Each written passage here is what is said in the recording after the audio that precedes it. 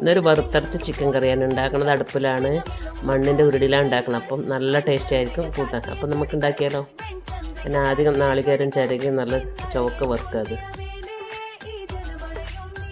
നാളികേരമൊക്കെ ഇങ്ങനെ വറുത്ത് വെച്ചു, നല്ല ചുവക്ക വറുത്തിട്ട് ഇനി നമുക്ക് എണ്ണ ചൂടാകുമ്പോൾ കുറച്ച് ഉള്ളി എടുത്ത് ചോക്കാൻ വേണ്ടി വെച്ചു. അത് ചുവന്നതിന് ശേഷം അതിനകത്ത് ഉള്ളി കുറച്ച് വലുതായിരുന്ന ഉള്ളി ചേർത്തു. പിന്നെ മസാലകളെല്ലാം നാടൻ മസാലകളാണ്. മഞ്ഞൾപ്പൊടി, മുളക് പൊടി, കുരുമുളക് പൊടി, മല്ലിപ്പൊടി. അതൊന്ന് പച്ചമണം മാറുന്നത് വരെ വഴറ്റി. പിന്നെ അതിനകത്ത് തക്കാളി അരച്ച ചേർത്തു. പിന്നെ നമുക്ക് ചിക്കൻ ചേർത്തു. ആവശ്യത്തിന് ഉപ്പും ചേർത്ത് കുറച്ച് നേരം അടച്ച് വെച്ച് വേവിക്കുക. വെള്ളം ചേർക്കേണ്ട ആവശ്യമില്ല. അപ്പോഴത്തേക്ക് നമ്മൾക്ക് നാളികേരം വറുത്തില്ല, അതൊന്ന് അരച്ചു കൊണ്ടുവരാം. അങ്ങനെ നാളികേരം വറുത്തരച്ചും ചേർത്തു. എരിവ് കുറച്ച് കുറവായിരുന്നു, അപ്പോൾ കുറച്ച് കുരുമുളക് പൊടി ചേർത്തു.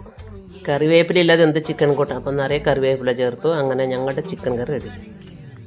ചപ്പാത്തി